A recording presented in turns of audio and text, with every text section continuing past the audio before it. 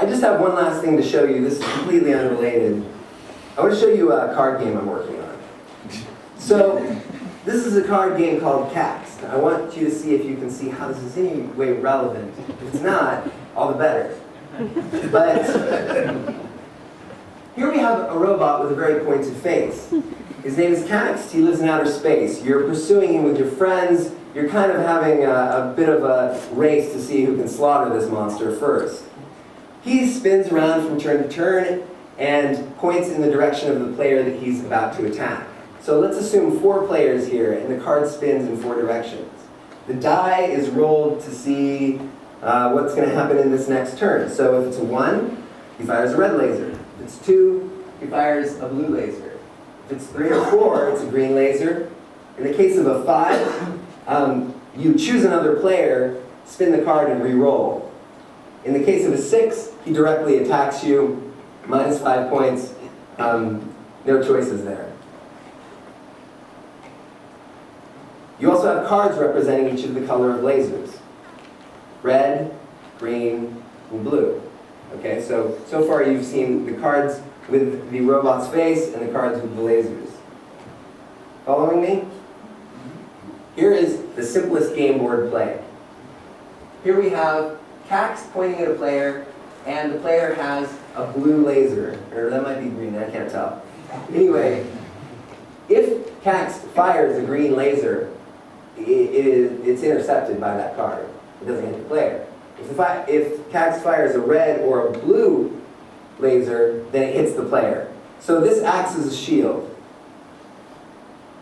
Here's a more complex strategy that a player might use. If the green laser hits, you strike back at Kaxxt with 6 points. If the red laser hits, you repair yourself for 4 points. So Kaxxt starts out with 50, each of the players starts out with 50, and as it goes on, I should probably give the robot more points than everybody else. I don't know, we'll see.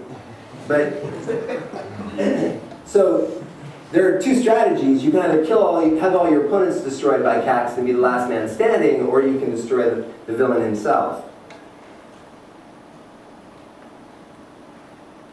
Okay. Here's a more complex play again. We've got a blue laser and a green laser.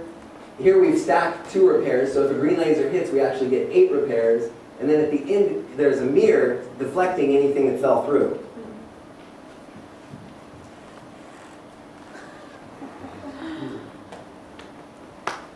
You know what I mean?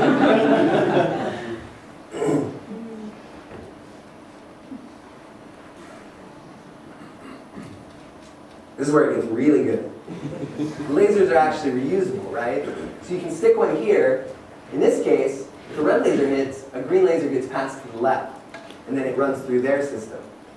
So, whatever they've got, you're basically, converting it over and sending it to the next player. You can spin that card around as you please. I don't know why you do that, but I will allow it.